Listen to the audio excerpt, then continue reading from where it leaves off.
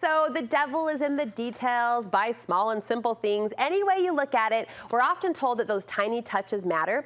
That principle is also true when it comes to home decor. In fact, my next guest says there are a handful of small touches that can make a noticeable design difference. Designer Amanda Bullard is joining me in studio with a lovely vignette and some great solid advice to help us focus in on those details. It's great to have you. Great to meet you. Thanks for having me. Do we underestimate the little things when it comes to home decor? Totally, and it's not like the scale little things, right? It's the little details. So there's so many little details that I think if you follow a few of those, it'll make a big impact. I think we've come to appreciate a curated home, and that's where I see details, as you described, kind of popping up. Your first tip is to layer. Yes, I love layering. So I put this together to give a few examples of layering, and I think oftentimes we see on bookshelves, we see in, design showrooms, books layered and stacked, but I think it's really important to remember to not only layer for height, but to layer for depth, right?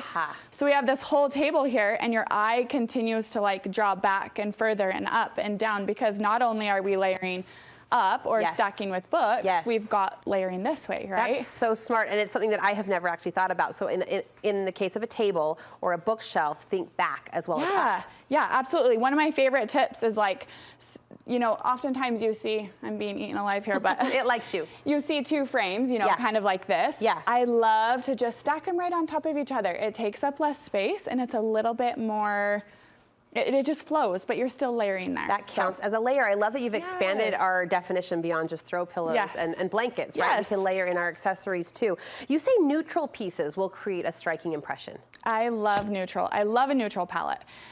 So I think here is a really good example of that too, right? We have the overall color tone here is neutral. But I think one thing that's really, really important is to make sure that if you stay within that neutral color tone, you're using different textures and different patterns and different elements. So everything here is neutral-ish, but you've got, pattern on the base here. You've got the solid books, you've got wood, you've got plaster, you've got glass, you've got texture here. So it's really neutral, but you're still bringing it to life with different elements of texture and pattern. This is eye-grabbing, but the colors themselves pretty basic. And calming. Pretty calming. Good word, good word. You say personalizing your home decor is an instant way to get that custom feel. Yeah. As a designer, I think it's so important to make sure that a space is intentional. So I think there's two main ways that you can make sure something's intentional.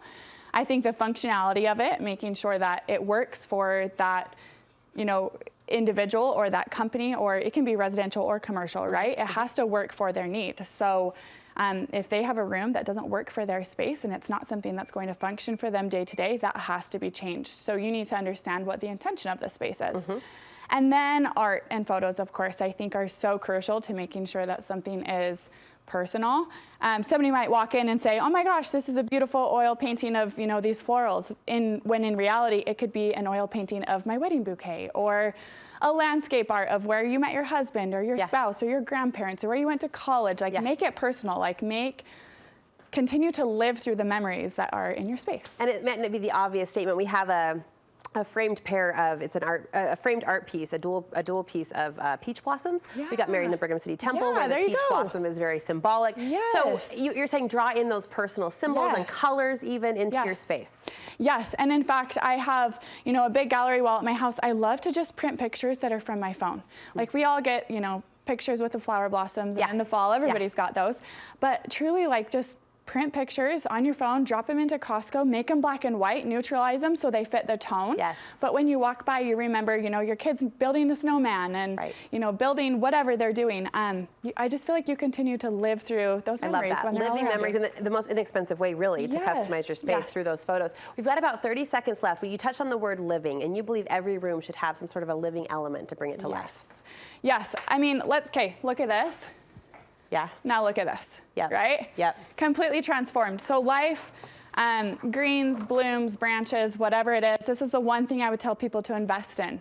I've moved this all around. It can be used in so many different spaces, but make it work with this space and just make sure that it's live and it brings life. Think about a wedding. When you walk into a wedding, the flowers are the centerpiece, and you drive up to a home and there's florals and Anyway. All right, small touches that make big design differences in your home and beyond. Amanda, thank you. Where can we get more design advice from you? Thanks so much. My Instagram is A Bullard Design Studio. Okay.